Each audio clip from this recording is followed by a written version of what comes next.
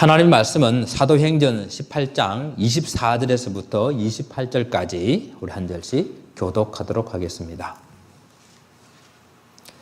알렉산드리아에서 난 아볼로라 하는 유대인이 에베소에 이르니 이 사람은 언변이 좋고 성경에 능통한 자라.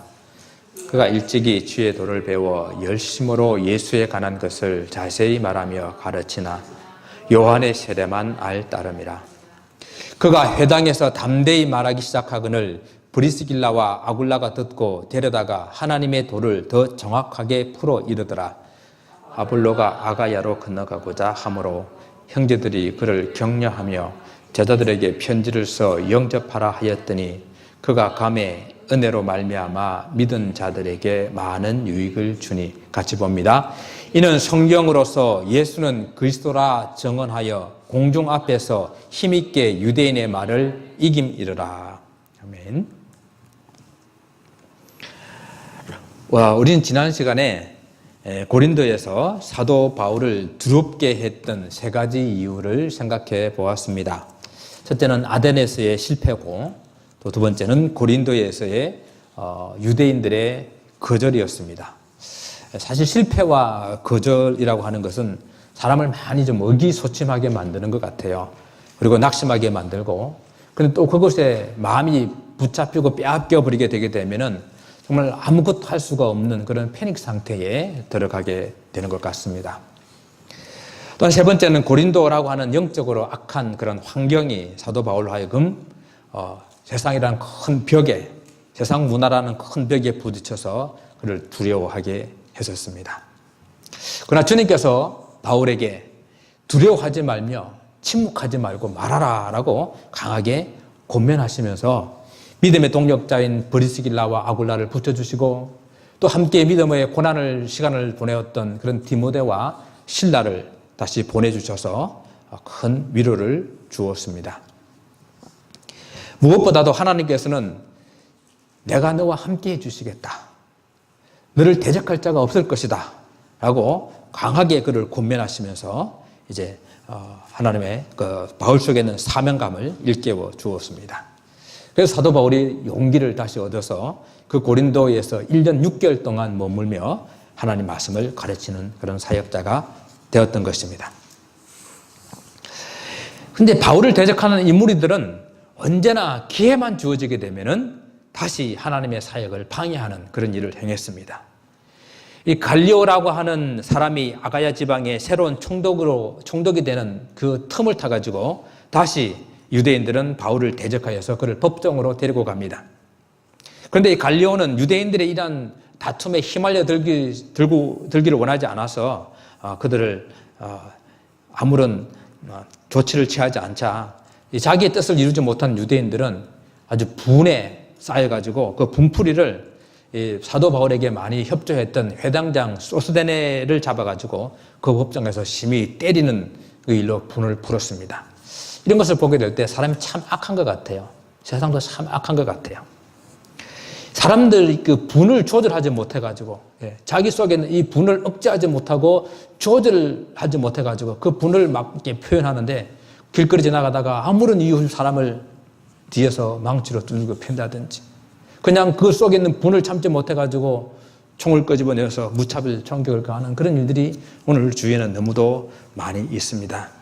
그래서 이렇게 볼 때에 우리가 복음을 전한다고 하는 것, 우리가 기독교인들이 세상을 살아간다고 한다는 것은 믿지 않는 영혼들을 구원해서 영접해서 하나님의 자녀 삼는 그 일도 너무도 중요하지만은, 그러나 우리가 있음으로 말미암아 하나님 백성들이 이 땅에서 제대로 살아감으로 말미암아서 이 땅을 좀 살맛나게 하고 이 땅을 정말 세상을 하나님 만드시는 그 아름다운 모습으로 만드는 그 일에도 참 중요한 것 같아요. 그래서 우리가 소그룹 공동체 많이 이야기하게 되는데, 이 소그룹 공동체는 이 하나님 말씀을 다시 가정이라는 공동체로 가지고 가서, 그리고 다시 그 주중에 모이는 공동체로 가지고 가서 또 삶의 현장으로 가져가서 말씀대로 살아내는 그런 삶을 사는 것이에요.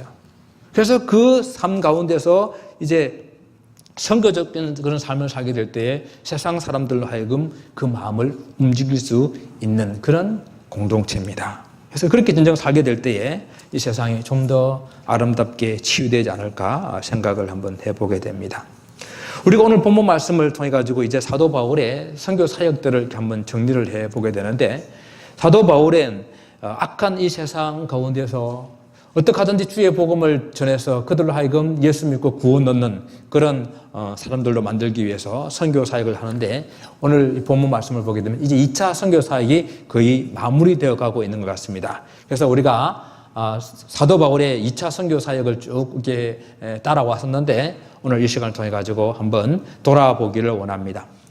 사도행전 15장을 통해서 이제 사도 바울이 2차 선교 사역을 시작하는데, 선교 사역의 시작부터 마가 요한을 데리고 가는 문제로 바나바와 함께 어려움을 다투는 문제로 어려움을 겪게 되었습니다. 그래서 사도 바울은 신라와 함께 길리기아 지방을 먼저 이렇게 방문하게 됩니다. 길리기아라고 하는 곳은 사도 바울의 고향 다소가 있는 지역이에요. 다소가 있는 그 지역을 지나가지고 더베를 지나서 루스드라를 갑니다. 이 루스드라에서 사도 바울은 디모데라는 아주 믿음의 동역자, 이 동역자를 만나게 됩니다. 이 디모데가 선교 사역에 합류하게 됨으로써 아마 사도 바울은 바나바와 헤어지게 된 그 아픔, 그 여러 가지 어려움들을 많이 위로를 받지 않았을까 이렇게 생각해 보게 됩니다. 이제 바울 일행은 이고니온을 떠나가지고 잘 안 보이네요. 이고니온을 떠나가지고 에베소 방향으로 선교 사역을 이렇게 하고, 그리고 1차 선교 사역 동안에 했던 지역들을 돌아보고 이렇게 마무리하기를 원했지만은 하나님께서 원하시지 않으셨습니다. 그래서 이 안디옥에서 드로아 지역으로 약 1000km가 넘는 그러한 고원지대를 올라가게 됩니다. 이제 거기서 이 사도 바울은 이 비두니아 지역, 갈라디아 지역이죠. 이 지역으로 선교 방향을 한번 틀어보려고 했는데 그것도 하나님께서 원하지 않으셨습니다. 그래서 사도 바울은 이 무시아에서 하나님의 응답이 무엇인지, 하나님 뜻이 무엇인지 기다리겠다가 밤에 이제 꿈에 나타난 그런 환상을 통해서 마게도냐 사람이 와서 우리를 도우라 하는 그 손짓을 보게 됩니다. 그래서 하나님께서 그들의 선교 사역의 방향을 이제 아시아에서 유럽으로 옮기시기를 원하신다는 것을 알고 그들은 에게해를 넘어서 이제 네아폴리를 지나가지고 이제 빌립보 지역에 이르게 됩니다. 여러분, 빌립보 지역에서 무슨 일이 있었습니까? 귀신 들린 여인 하나를 고쳐주는 사건으로 인해 가지고 그 일이 오히려 사도 바울 일행을 감옥에 갇히게 했죠. 그런데 감옥에 갇힌 일이 결코 나쁜 일만은 아니었습니다. 감옥에 갇혀서 그곳에서 간수장과 그리고 간수장의 모든 가족들을 다 구원하는 그런 일들이 있었어요. 이렇게 복음의 역사가 일어났지만은 이 유대인들은 계속해서 사도 바울을 괴롭히고 사도 바울을 따라다니면서 이렇게 복음 전하는 것을 방해합니다. 그래서 이 사도 바울은 데살로니가 지역으로 피신하게 됩니다. 그 데살로니가 지역에서 복음을 전하다가 다시 베레아 지역으로 도망갑니다. 이 베레아 지역에서는 아주 너그러운 베레아 지역의 사람들이 복음을 아주 신사적으로 너그럽게 그 복음을 받아들임을 말미암아서 많은 그런 열매를 맺지만, 여기서도 여전히 유대인들의 방해로 사도 바울은 혼자 급하게 아덴으로 이렇게 피하게 됩니다. 여러분, 아덴은 아테네죠. 이 아테네가 여기 철학과 예술의 도시였죠. 그래서 그곳에서도 복음을 전하다가 그 사람들이 아주 호기심도 많고 학문적인 그런 열정도 많았기 때문에 사도 바울의 이야기를 듣고자 해서 사도 바울을 아레오바고라는 광장에다가 세웁니다. 그래서 그곳에서 복음을 전하는 그런 기회까지 얻었는데, 사도 바울이 이 아덴 사람들, 철학과 학문이 뛰어난 사람들, 이 사람들 대상에서 자기도 자기의 지식적인 그런 방법으로 복음을 전하려고 하다가 아주 큰 어려움을 당하게 됩니다. 그래서 사도 바울은 이제는 다시는 내 지식으로 전하지 않고 내가 이제는 십자가와 그 예수 그리스도만 복음만 전하겠다라고 결단하는 그런 다짐을 하게 되죠. 이제 아덴에서 다시 고린도 지역으로 이렇게 넘어오게 됩니다. 고린도에서 사도 바울은 우리가 지난 시간에 살펴본 것과 같이 낙심하고 힘들어하는 그런 도중에 하나님께 주시는 그런 권면으로 다시 사도 바울은 힘을 얻고 담대히 복음을 전하는데, 그곳에서 1년 6개월 동안 고린도 교회를 세우고 그곳에서 말씀을 가르치는 사역을 합니다. 고린도에서는 브리스길라와 아굴라 부부를 만나는 것, 그리고 바울과 실라가 합류한 것이 그에게 다시 큰 힘이 되었을 것입니다. 그리고 우리가 이제 오늘 읽었던 본문 바로 앞에 나오는 내용들로서 사도 바울이 고린도를 떠나가지고 갱그레아라는 곳에 가서 자기가 한 서원 때문에 머리를 깎아요. 이제 이 서원에서 머리를 깎는다는 이야기는 구약 성경에 보게 되면은 이제 유대인들이 하나님 앞에 어떤 서원을 하게 될 때에 서원한 그날부터 머리에 삽도를 대지 않는 거예요. 그래서 머리에 안 깎고 수염도 안 깎고 그렇게 길게 있다가 그 서원한 것이 끝나게 되면은 이제 머리를 깎고 그 머리 깎은 것을 하나님 성전에 이렇게 태워서 바치는 그러한 일들이 있게 되는데 무엇 때문에 서원을 했는지 어디서 서원을 했는지 잘 몰라요. 그러나 그 서원한 것 때문에 이 갱그라에서 머리를 깎고 그리고 다시 에베소에 들려서 잠시 머물다가 사도 바울은 가이사라를 거쳐서 안디옥으로 돌아감으로써 2차 선교 사역을 다 마치게 돼요. 사도 바울은 2차 선교 사역을 마치고 난 다음에 불과 얼마 쉬지도 않고 바로 3차 선교 사역을 떠납니다. 1차 혹 2차 선교 사역지들을 돌아보게 되는 것이죠. 오늘 본문은 이 3차 선교 사역 중에 등장하는 한 인물, 이 아볼로를 살펴보기를 원하는 거예요. 아볼로는 알렉산드리아 출신인 유대인입니다.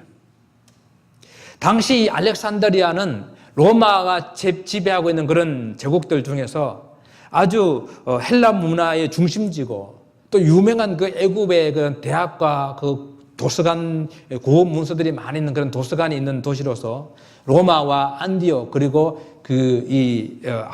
알렉산드리아가 3대 중요 도시가 될 정도로 아주 그 큰 그런 도시였습니다.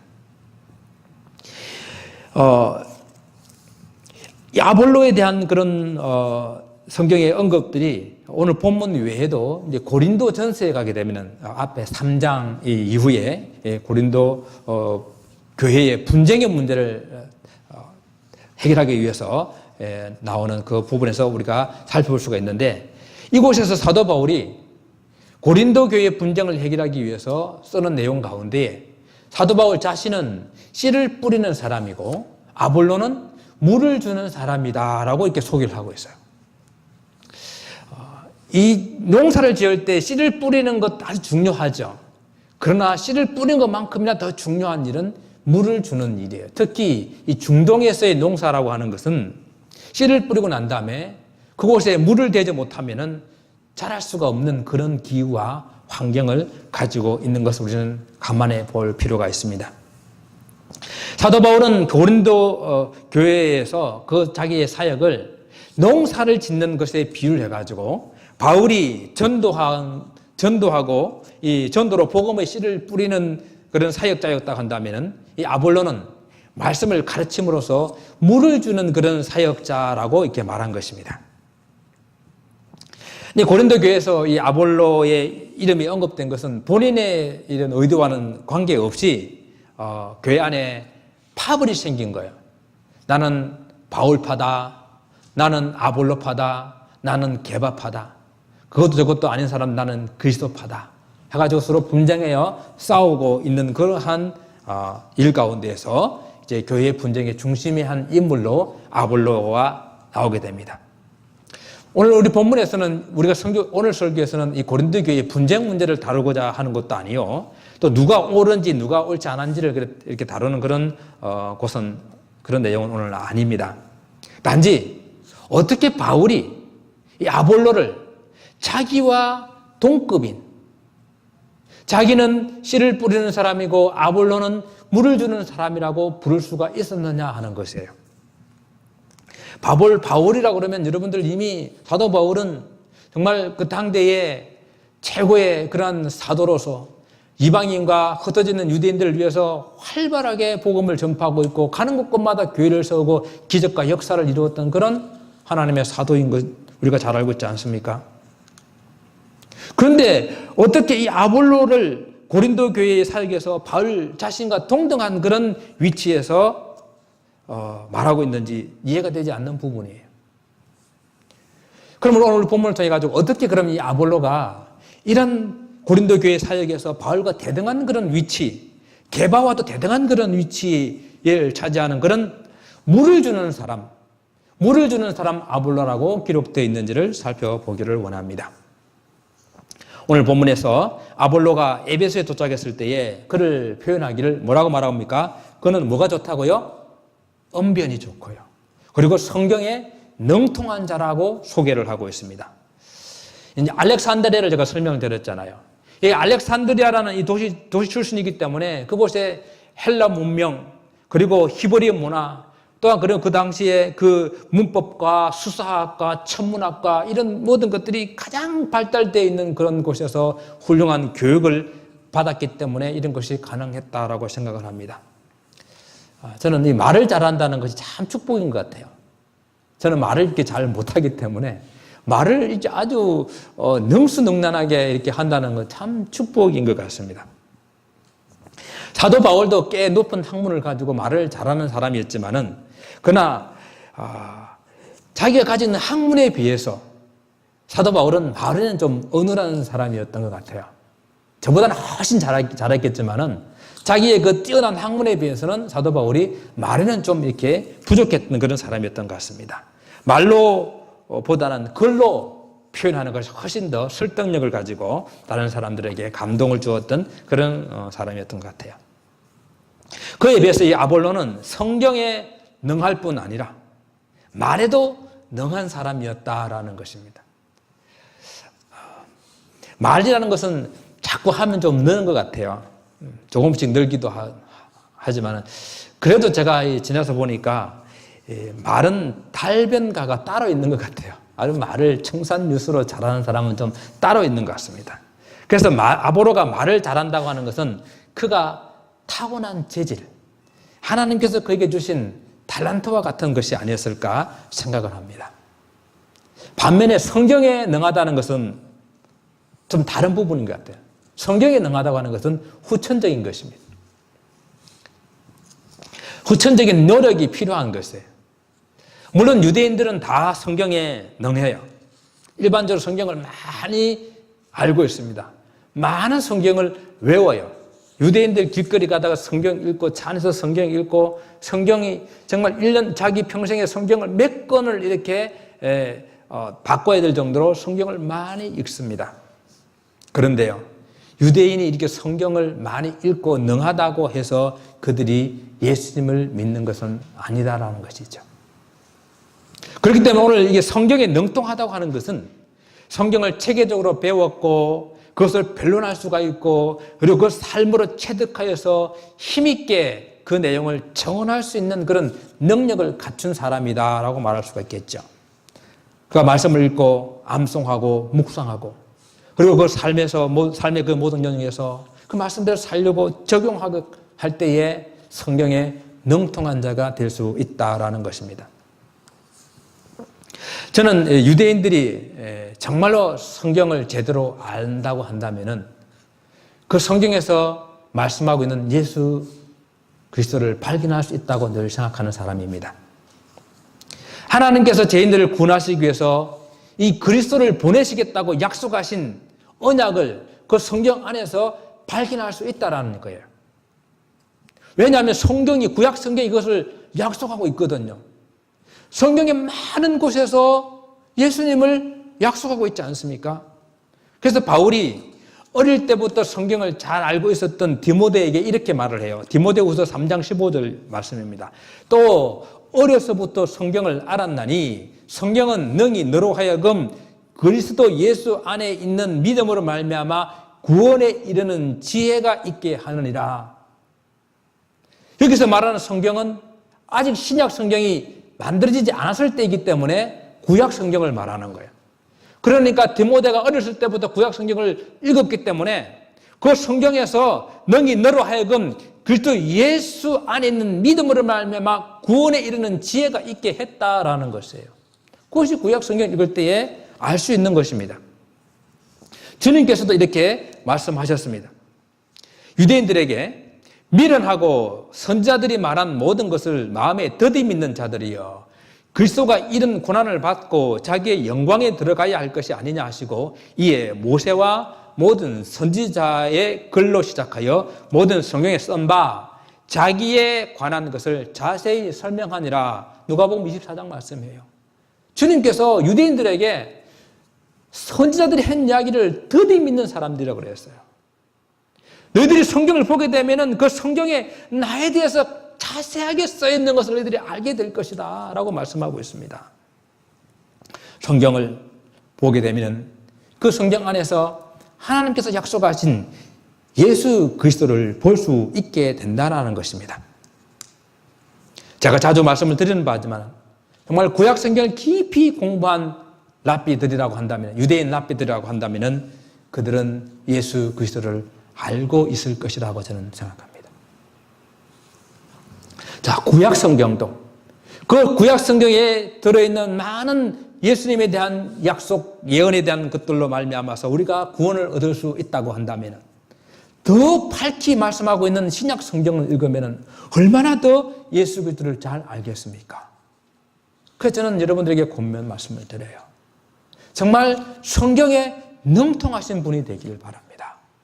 성경이 능통하다고 하는 이야기는 그 성경을 늘 읽고 묵상하고 암송하고 그 성경을 내 삶의 구체적인 그 영역 가운데서 실천하여서 말씀이 살아 움직이게 하는 그러한 삶을 살 때에 이 사람은 성경에 능통한 자다라고 말하는 거예요.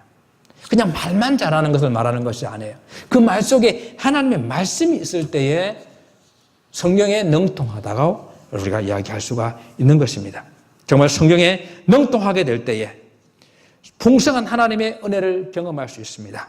성경에 능통하게 될 때에 여러분의 삶이 풍성해질 수가 있습니다. 성경에 능통하게 될 때에 여러분은 매일매일 하나님의 인도하심을 받을 수가 있어요.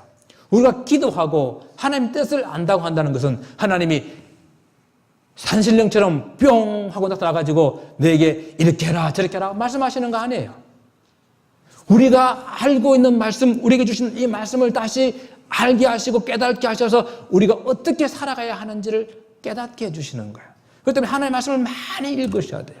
그래야 기도하는 가운데에 응답을 받을 수가 있어요. 그래야 살아가는 가운데에 응답을 받을 수가 있다라는 것입니다. 그리고 성경에 능통한 자가 주님의 사역에 오늘 아볼로처럼 귀하게 쓰임을 받을 수가 있습니다. 두 번째로 생각해 보고 싶은 것은요. 아볼로가 이렇게 귀하게 쓰임을 받을 수 있던 그런 이유는 그가 이미 주님의 도를 배워 알고 있었고 예수에 대해서 자세히 말하며 가르치는 일에 열심히 있었던 사람이기 때문입니다. 그가 정확하게 어디서 어떤 경로로 예수님에 대해서 배웠는지는 알 수가 없어요. 하지만 구약 성경에 능통하고 또 그 성경을 통해서 주님의 도를 잘 배우게 되었고 자기가 또한 알고 깨닫게 된 것을 사람들에게 열심히 가르치는 그런 삶을 살았습니다. 그가 가지고 있는 탁월한 그런 언변과 학문 그리고 능통한 그런 성경 지식을 가지고 열심히 주님의 도를 가르쳤습니다.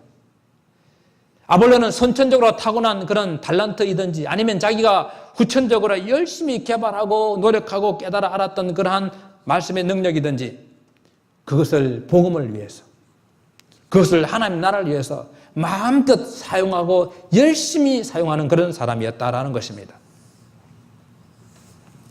성경은 이런 아볼로의 열심을 칭찬하고 있어요. 사람마다 다 받은 달란트가 달라요. 여러분 아무리 달란트가 없다 하더라도 생각해보면 다 여러분들은 달란트들이 있습니다. 또한 후천적으로 여러분들이 열심히 노력하고 개발하고 애써서 얻게 된 그러한 실력, 성과들이 있습니다. 그것이 무엇이든지 간에 우리가 하나님의 은혜를 입은 백성들이라면 예수 그리스도의 피로 구원받은 하나님의 사람들이라고 한다면 그것을 하나님을 위해서 주님을 위해서 귀하게 쓰임받아야 되지 않겠습니까? 받은 달란트를 땅에 묻어두고 내가 노력해서 얻은 것이라고 그저 내가 먹고 사는데 바빠서 주님의 나라를 위해서는 거의 사용하고 있지 않는 우리의 모습들이 아닌지를 돌아볼 수 있기를 바랍니다. 사랑하는 성도 여러분, 여러분들은 무엇을 받으셨어요? 사실 주님께 받지 않은 것이 없는데 우리는 받지 않은 것처럼, 받은 것이 없는 것처럼 살아가고 있지는 않습니까? 주님이 도움이 아니었다고 한다면 우리가 이룰 수도 없었던 것들인데 이것이 마치 나의 노력으로, 나의 힘으로, 나의 실력으로 이룬 것이라고 생각하고 있지는 않습니까? 다시 한번 생각해 보시기를 바랍니다. 우리가 정말 무엇을 위해 살아야 할 것인가? 그냥 이렇게 살다가 주님 앞에 서면 어떻게 할 것인가? 한번 생각해 보시기 바랍니다. 여러분, 밤에 잠자리에 들기 전에 오늘 내가 잠을 자는데 내가 다시 깨어나지 못한다고 한다면 내가 주님 앞에 서서 못하다고 왔다고 주님 앞에 말할 수 있겠는가? 여러분, 매일 주무실 때 다시 아침에 깨어날 거 확신하고 주무세요? 확신이 있으니까 편하게 주무시겠지만은, 그러나 가끔은 못 일어나시는 분들이 있더라고요. 아침에 길을 나갈 때에 내가 오늘 안전하게 집에 들어올 거라고 확신하고 나가십니까? 가끔은 나간 모습 그대로 못 들어오는 경우들이 있더라고요. 그렇다고 한다면 우리는 주님께로 받은 많은 것들을 가지고 내가 주님을 위해서 무엇을 할 수 있을까? 무엇을 해야 될까? 한번 깊이 생각해 보기를 바랍니다. 자, 이제부터 중요한 문제 들어갑니다. 지금까지 좋으셨더라도 지금부터 눈 바짝 뜨시고 네. 아볼로가 일찍 주님의 도를 배워서 예수님에 대해서 말하며 가르쳤다라고 하는데 문제가 있었습니다. 그가 요한의 세례만 알았다라는 것입니다. 지금까지 아볼로를 칭찬하던 그 말씀이 아볼로의 문제를 지적하고 있는데, 아볼로가 열심히 그가 마음변에 능하고 성경에 능통하여서 그가 주님의 도를 배워가지고 전하고 있었는데, 하지만 세례 요한의 세례만 알았다라는 것입니다. 다른 말로 하면은 주님의 세례는 몰랐다라는 것이에요. 요한의 세례만 알면은 반쪽 복음이에요. 반쪽은 아무리 해도 온전해질 수가 없습니다. 아니, 이것이 90%의 복음이라 하더라도 나머지 10%가 채워지지 않으면 그것은 온전한 복음이 아닙니다. 그럼 요한의 세례와 성령의 세례, 그 세례가 무슨 차이가 있을까요? 혹시 여러분 중에 이렇게 생각하시는 분이 없겠지만 혹시나 하는 마음으로 이렇게 말씀을 드립니다. 요한의 세례는 지금 우리가 향하는 물세례 정도고, 성령의 세례는 안수하여 막 뒤로 넘어지고 방언하고 뭐 이런 것 등으로 생각하지 않지요. 그렇게 생각하지 않을 줄로 믿습니다. 그렇게 생각하면 그건 큰 오해입니다. 요한의 세례가 무엇인지를 이해하려고 하면은 세례 요한이 광야에 나와가지고 세례를 베풀 때 한 이야기를 살펴보면 돼요. 요한은 주님의 길을 예비하기 위해서 나온 선지자입니다. 그 선지자가 광야에서 사람들에게 세례를 베풀었는데, 회개하라, 하나님의 나라가 가까이 왔다. 그리고 너희들이 회개하고 그에 합당한 열매를 맺어야 된다라고 그가 회개를 선포했습니다. 그래서 하나님 나라는 임박한 진노라고 표현하면서 그 진노를 피하기 위해서 너희들이 지금 회개해야 된다. 하나님 나라가 지금 가까이 와 있기 때문에 빨리 너희들이 회개해야 된다라고 말했어요. 그러니까 요한의 세례는 죄에 대한 회개를 통해서 그리스도를 받아들일 준비를 하는 그러한 회개였습니다. 하나님께서 그리스도를 보내주실 것을 기다리는 그러한 회개였습니다. 그와 반면에 성령의 세례는 하나님께서 보내주신 그리스도를 그 예수님의 이름으로 세례를 받게 되는 것이에요. 예수께서 그리스도가 되심을 확실하게 믿게 되는 그런 세례입니다. 하나님께서 그리스도를 보내주신 분은 오직 예수님밖에 없다라는 것을 믿는 그런 세례입니다. 이제 예수님을 주인으로 모시고 살기 때문에 영과 육이 변화를 받은 완전한 새 사람이 되는 그런 세례입니다.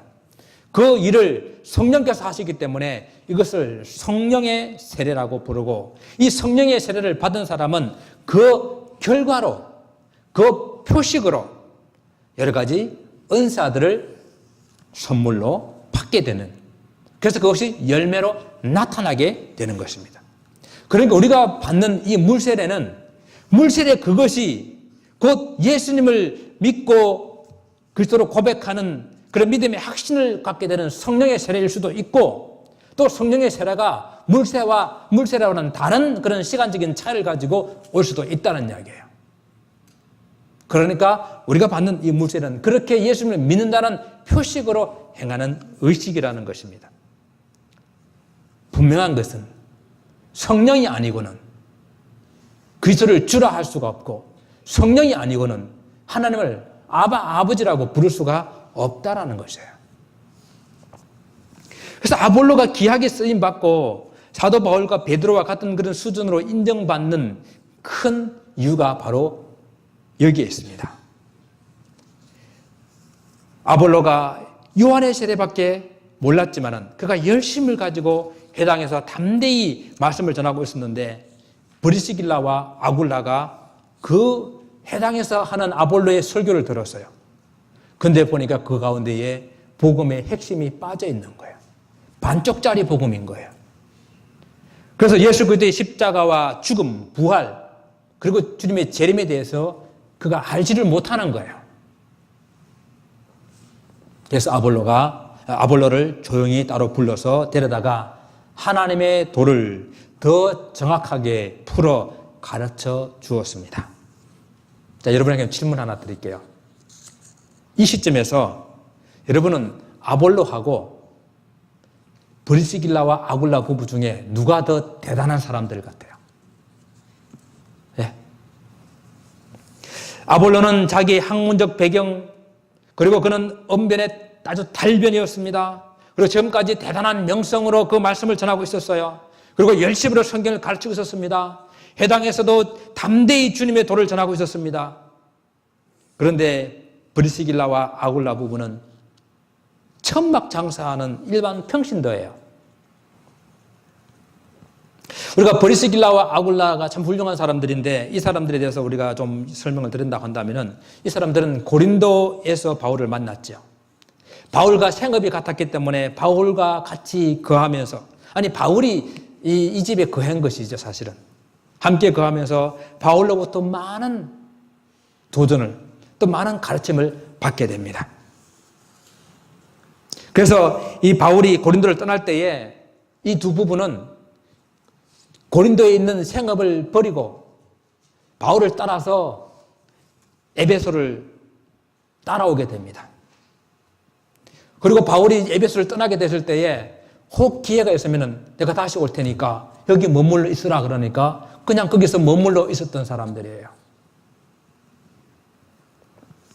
그러다가 에베소 회당에서 이 바울로의 확신에 찬 가르침을 듣게 된 것입니다.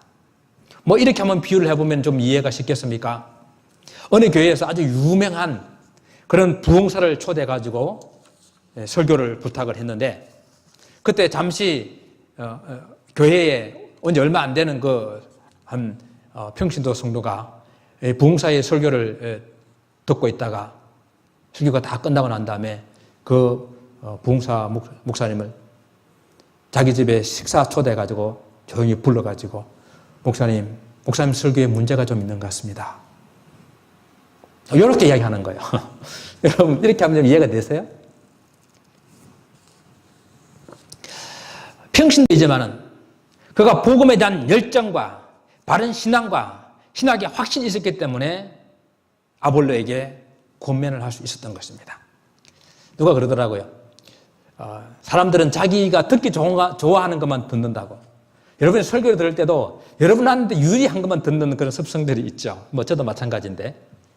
그래서 이런 말을 하니까, 그래, 담임 목사가 무슨 설교하는지 들어보고 잘못된 건 내가 잘 지적해야지. 그렇게 유리한 쪽으로만 생각하지 마시고, 오늘 그 말씀을 들었던 이 브리스길라와 아굴라 부부가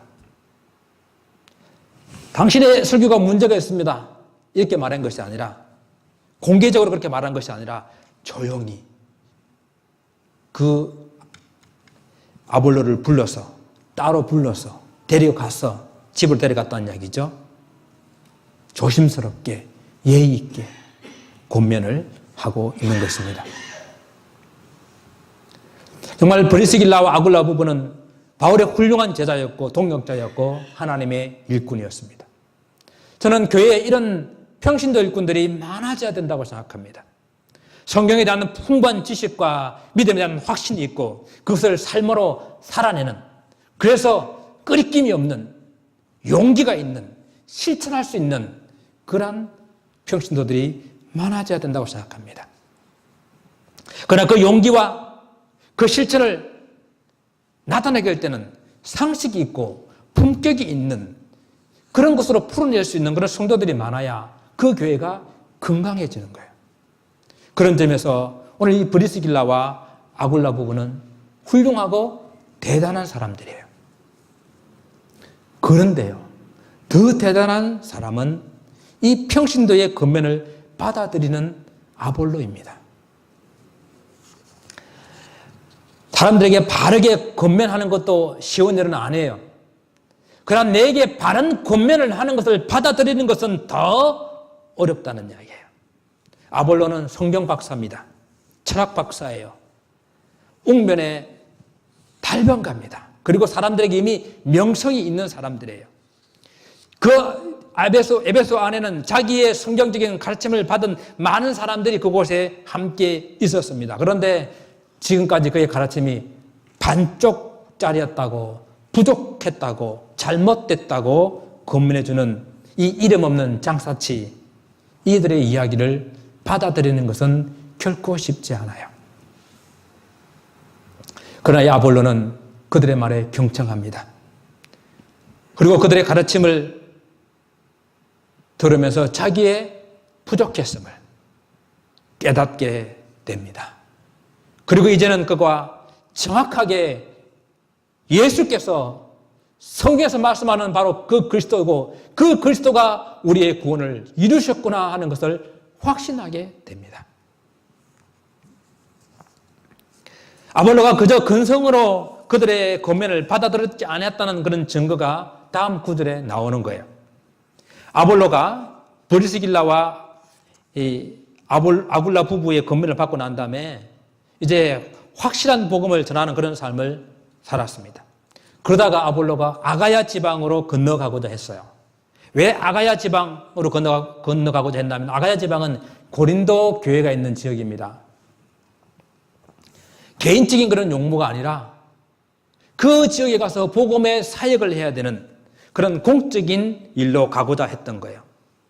그런데 그때의 그 형제들이 이 아볼로를 격려했다고 그랬어요. 그리고 제자들에게 아볼로를 잘 영접하라는 편지를 써주었다는 이야기입니다. 요즘 말로 하면 추천서를 써주는 거고, 그 가려고 하는 아볼로를 마음껏 축복하고 위로하고 격려해서 용기를 북돋워서 보냈다는 그런 이야기입니다. 사람이 사람을 추천하는 일은 참 조심스러운 일이에요. 사람 하나 잘못 들어오게 되면 그 공동체가 그로 말미암아 얼마나 어려움을 당하는지 우리는 잘 알고 있지 않습니까? 더군다나 지도자급으로 그 사람을 추천해서 한 교회나 그 지역의 리더로 세운다고 한다는 것은 너무도 중요하고 또한 조심스러운 일입니다. 이런 점에서 보게 될 때에 아볼로는 검증된 사람이에요. 저는 아볼로가 가진 학문과 그의 능숙한 언변 때문에 검증됐다는 것이 아니라 그럼에도 불구하고 자기의 부족함을 지적하는, 권면해주는 그 사람의 말에 자기를 낮추고 끊임없이 배우려는 그런 모습, 그들의 권면을 받아들이는 그런 겸손으로 그런 검증을 받았다라는 것입니다. 사랑하는 성도 여러분, 이 사람이 아볼로예요. 아볼로가 고린도 교회에서 바울과 함께 교회를 세우는 일에 많은 도움을 주었습니다. 그는 이미 예수 그리스도를 알고 있었고 또 믿고 있는 그런 성도들에게 많은 유익을 주고 더욱더 그들이 든든하게 믿음으로 서나갈 수 있도록 훌륭한 그런 말씀을 가르치는 그런 사역자가 되었습니다. 또한 힘있고 담대하게 유대인들 앞에서도 예수가 그리스도라고 증거하며 그들을 이기는 그런 삶을 살았습니다. 여러분, 예수가 그리스도라는 이 말, 예수가 하나님께서 보신 그리스도라는 이 말은 유대인들에게서는 아주 꺼리끼는 일이요, 유대인들에게서는 걸림이 되는 그런 일이라고 말하고 있지 않습니까? 그러나 그가 가진 학문적인 또한 성경적인 능통함이, 또한 사람에 대한, 영혼에 대한 그런 열심이 그들 앞에 담대하게 말씀을 전해서 그들을 이기는 그런 삶을 살았습니다. 그래서 짧은 기간에 바울과 베드로와 같은 수준의 하나님의 일꾼으로 인정함을 받게 된 것입니다. 바울이 복음의 씨를 뿌리는 사람이라고 한다면 이 아볼로는 그 뿌린 씨 위에 씨가 자라도록, 발아할 수 있도록, 뿌리를 내릴 수 있도록 물을 주는 사람으로 인정을 받게 된 것입니다. 사랑하는 성도 여러분, 브리스길라와 아굴라 부부 같은 성도들이 되셔서 정말 하나님 앞에 멋있게 쓰임받는 그런 삶을 사시기를 권면합니다. 또한 아볼로와 같이 나의 연약한 점, 나의 부족한 점들을 권면해 주게 될 때에 자신을 낮추고 겸손하게 경청하는 그런 삶을 살기를 바랍니다. 여러분들이 브리스길라와 아굴라 같은 그런 훌륭한 성도들이 되기 위해서 애쓴다고 한다면 부족한 저는 또한 아볼로 같은 그런 목사가 되도록 열심히 그리고 겸손하게 경청하는 삶을 살기를 원합니다. 우리의 목적은 단지 주님께서 기뻐하시는 그런 건강한 교회를 함께 세워서 우리로 하여금 우리 때문에, 우리 교회 때문에 믿지 않는 영혼들이 예수 믿고 구원받는 그런 역사가 일어나도록 우리가 쓰임받는 것 아니겠습니까? 이것이 바로 주님의 소원이요, 주님의 유언이요, 주님의 명령이요, 우리를 통해서 이루고자 하는 우리 주님의 꿈이기 때문입니다. 이 주님의 꿈을 이루어드리는 그런 삶이 되시기를 다시 한번 주님의 이름으로 축원을 드립니다. 기도하겠습니다.